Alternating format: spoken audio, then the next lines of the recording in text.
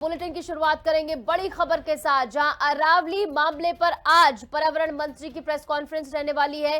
शाम 4 बजे का समय प्रस्तावित किया गया है जब भूपेंद्र यादव प्रेस वार्ता करेंगे और ऐसे में सुप्रीम कोर्ट के आदेश को लेकर लगातार बवाल मचा हुआ है। इसको लेकर सवाल उठ रहे हैं, सोशल मीडिया पर भी कई बड़े सवाल जो इसको लेकर पूछे जा रहे हैं। ऐसे में आज जब पर्यावरण मंत्री की प्रेस कॉन्फ्रेंस होगी तो किस तरीके से सुप्रीम कोर्ट के फैसले पर यहाँ पर विवरण दिया जाएगा, किस तरीके से उसको यहाँ पर बताया जाएगा, देखना बेहद महत्वपूर्ण होगा। क्योंकि लगातार पर्यावरण के प्रति जिस तरीके से यहाँ पर असंवेदनशीलता देखी गई है, ये लोगों का आरोप है कि अरावली को लेकर जो सुप्रीम कोर्ट का फैसला आया है कि 100 मीटर से नीचे की जो पहाड़ियां हैं उन्हें पहाड़ियां नहीं माना जाएगा, तो सीधे तौर पर वहां पर जो है खनन की आशंका बढ़ जाती है। ऐसे में डर ये है कि अरावली जो है अंदर ही अंदर कहीं खोखला ना हो जाए। इसी को लेकर अब जो है ये फैसला जिसका विरोध किया जा रहा है, इस फैसले के बाद अवैध खनन का खतरा जो है वो बढ़ जाएगा। और अरावली को जानिए, जहां अरावली किस तरीके से महत्वपूर्ण है वो भी आप समझिए कि गुजरात, राजस्थान, हरियाणा और दिल्ली में ये फैली हुई है। जलवायु को स्थिर, जैव विविधता को सहारा अरावली देती है। सैंडस्टोन, चूना, पत्थर, संगमरमर, ग्रेनाइट यहाँ पर पाया जाता है। यहाँ पर सीसा, जास्ता, तांबा, सोना, टंगस्टन भी पाया जाता है। दिल्ली से गुजरात तक करीब 650 किलोमीटर में अरावली फैली हुई है। और ऐसे में अब सुप्रीम कोर्ट के फैसले के बाद क्या संकट इस पर है वो भी आपको समझा देते हैं कि देखिए, अरावली बचाना संकल्प होना चाहिए, विकल्प नहीं, ये अखिलेश यादव की ओर से कहा गया है। सीधे तौर पर अरावली ही दिल्ली का प्रदूषण कम करती है। तमाम महत्वपूर्ण बातें जो कही गई वो हम आपको बता रहे हैं अखिलेश यादव की ओर से। वहीं भूपेंद्र यादव की ओर से क्या कुछ कहा गया वो भी आप समझिए। खनन क्षेत्र 37 जिलों के क्षेत्रफल का सिर्फ 0.19% है।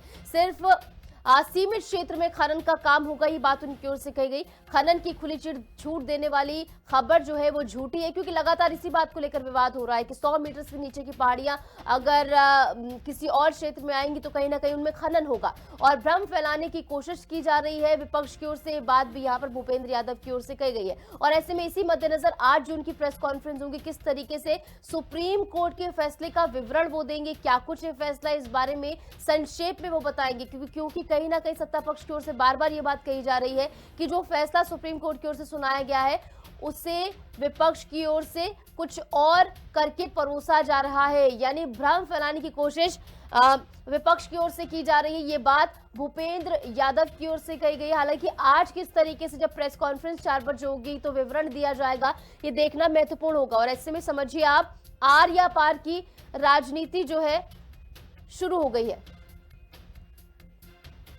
और ऐसे में अरावली पर विवाद क्यों है वो भी आप समझिए कि राज्य और प्रशासन को जमीन की परिभाषा बताने की आजादी अब मिल गई है। जंगल क्षेत्र को राजस्व भूमि या गैर वन क्षेत्र बताना संभव इसके जरिए हो गया है। और अरावली पर्वत पर खनन होने का लोगों को डर है कि यहाँ पर खनन जो आने वाले दिनों में और ज्यादा बढ़ जाएगा।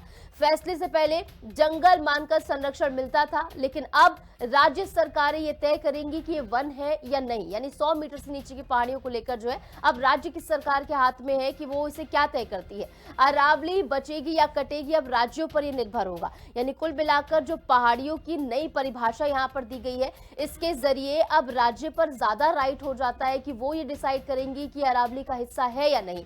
और ऐसे में इसी के चलते लोगों को यह डर है कि अरावली की पहाड़ियां जो है वहां पर अवैध खनन बढ़ जाएगा। इसी बात को लेकर लगातार सोशल मीडिया पर भी बवाल है और विपक्ष की ओर से भी लगातार सवाल पूछे जा रहे हैं। और क्या कुछ अरावली विवाद है वो भी आपने समझ लिया है। इस बीच हमारे साथ केशव हमारे सहयोगी जुड़ गए ज्यादा जानकारी के साथ। तो केशव, जरा ये बात समझाइए कि किस तरीके से आज भूपेंद्र यादव की ओर से सफाई दी जाए, क्योंकि उनकी ओर से ये बात साफ कही गई है कि जो फैसला दिया गया है उसमें अंधाधुंध कटाई नहीं होगी, जिस बात का लोगों को डर है।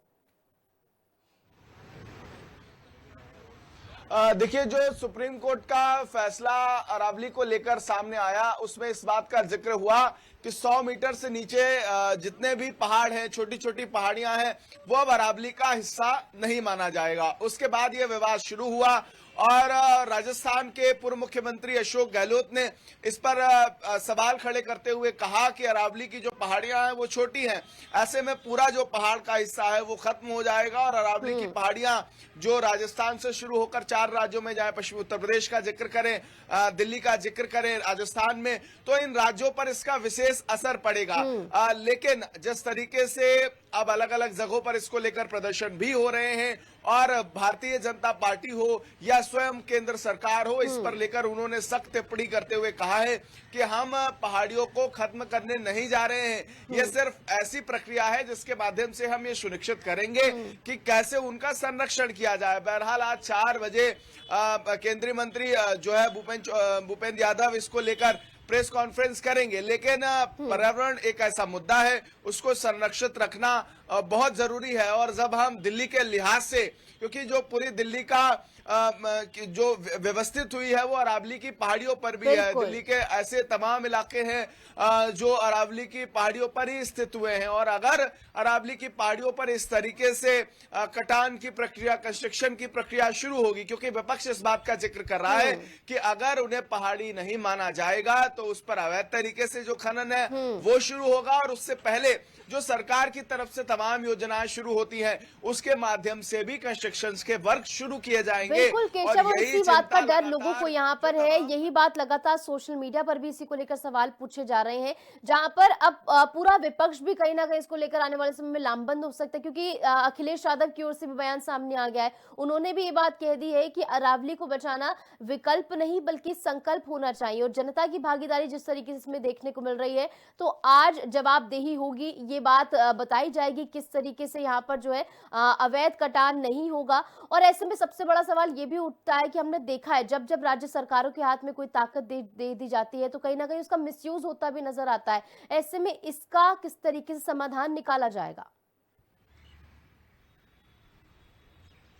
देखिए, स्वाभाविक सी बात है, जब सुप्रीम कोर्ट का आदेश है, अब इस पर सुप्रीम कोर्ट क्या पुनर्विचार करेगा, क्योंकि केंद्र सरकार की तरफ से अलग अलग जो योजनाओं को क्रियान्वित किया जाता है उनमें भी निश्चित तौर पर ऐसी तस्वीरें देखने को मिलती हैं। जब सुप्रीम कोर्ट का कोई फरमान आता है तो उसी का इम्प्लीमेंट राज्य सरकारों को भी करना पड़ता है, लेकिन समय समय पर वहां के जो तमाम पर्यावरण से जुड़े हुए लोग ये बताते हैं कि अवैध रूप से जो तमाम कंस्ट्रक्शंस का वर्क करने वाले लोग हैं उन्होंने इसमें बड़ा भ्रष्टाचार किया है, क्योंकि पहाड़ियों को जिस मापदंड से मापा जाता है उसमें भी भ्रष्टाचार व्याप्त है और बड़ी बड़ी पहाड़ियों को यह बताकर काटा जा रहा है कि वो 100 मीटर से छोटी हैं। लेकिन इसकी जो पूरी व्यवस्था है वो निश्चित तौर पर कहीं ना कहीं यही है कि छोटी पहाड़ियां हैं अरावली की, और अगर ऐसा इम्प्लीमेंट, ऐसा फरमान जारी होता है तो फिर आने वाले समय में अरावली का अस्तित्व निश्चित तौर पर खत्म होगा, और यही चिंता जो है वो विपक्ष जाहिर कर रहा है। बहरहाल अखिलेश यादव ने भी इस पर ट्वीट करके कहा है,